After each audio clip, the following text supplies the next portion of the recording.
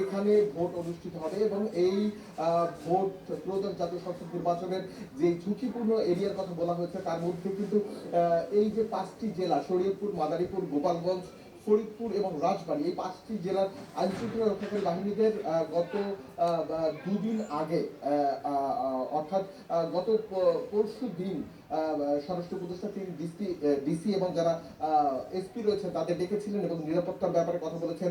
সকালেও আমরা দেখছি যারা প্রার্থী রয়েছে তাদের ডিসি মহোদয় বিভিন্ন জেলার ডেকে পরিকল্পনা সাজিয়েছেন এবং নিরাপত্তার যে কৌশল সেটি সাজিয়েছেন। অবশ্য এখানে যিনি মাদারীপুর ক্যাম্প আরবি ক্যাম্পের প্রধান রয়েছেন তার সাথে আমরা কথা বলেছিলাম, তিনি একটি বিষয় বলেছেন যদি কোনো জায়গায়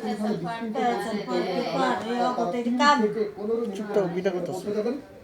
এছাড়া আমরা আরেকটি বিষয় জেলা প্রশাসকের পক্ষ থেকে রক্ষাকারী বাহিনী অর্থাৎ আইন শৃঙ্খলা বাহিনী কাজ করবে প্লাটুন 7 প্লাটুন আনসার বিজিবির যে সদস্য তারা কাজ করছেন।